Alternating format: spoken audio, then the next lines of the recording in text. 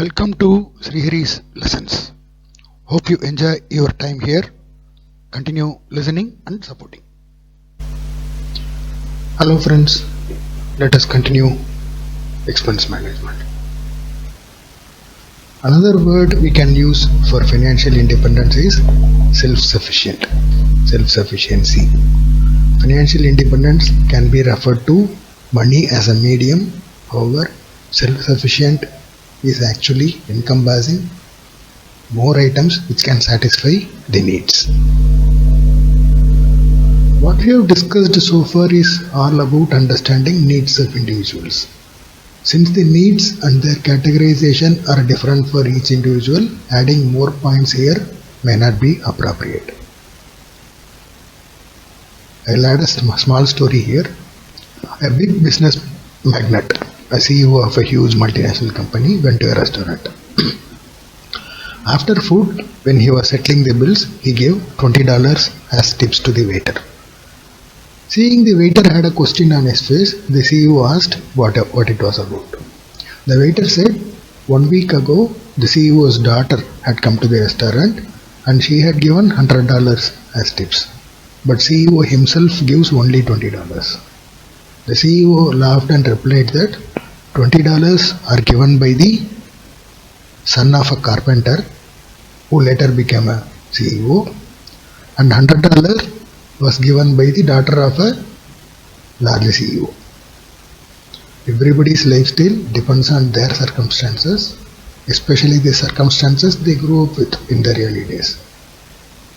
I am saying this story here in order to convey each individual is different and circumstances influences the actions of each individual. Why am I discussing so much about needs as a subject under the heading managing expenses?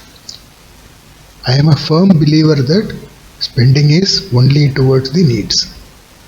Needs does not only mean necessities. As we have seen in Maslow's hierarchy, there are even cognitive needs and aesthetic needs. Every expense we make in our life is towards a need. Nobody will throw money into unwanted things. Therefore, all this that we have discussed here so far are about expenses we come across in our life. Another point, being thrifty or lavish is only a perspective. It purely depends on one's circumstances. What is lavish in the eyes of one person is a basic need in the eyes of another person.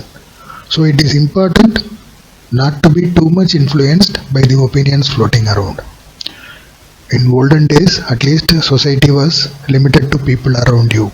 But in today's social media world, you are flooded with a lot of opinions from a lot of people who are at their various stages of their financial journey. This is not with the intention to say social media is totally unwanted. There are a lot of useful stuff which are not available in olden days because of social media. It is important to identify the right material and use them in your life. One has to be very clear not to get too influenced by opinions which are not suitable to you. There is one thought I want to mention here. Never undertake any expenses for show off. Show off here means never spend money on something to show to others that you have money, especially when you actually do not have that money. Having money is a financial need. Showing to others is a societal need. If you do not show to others, sometimes you may start developing a feeling of lack of respect in the society. Therefore, showing off is acceptable to a certain extent. But what is that extent? The balancing the financial need and societal need is also a skill one has to have. There are many scenarios coming to my mind. However, since too much generic information itself is a huge misguide in personal finance, discussing cases or scenarios are only useful when discussed based on individual circumstances. Otherwise, it will not only be meaningless, but it can be dangerously misleading. Another important aspect to consider is having a futuristic outlook. When you plan your needs and plan your spending, you have to think about today as well as tomorrow. This is where financial planning comes in picture. Similar to what I said in earlier videos, you need to have a vision for 50-60 years down the line and have actionable clear-cut plan for a shorter term, say 5 years. In today's world, many parents make a financial plan for their kids' higher education or marriage expenses when the kids are just born. As we repeat, it is a journey.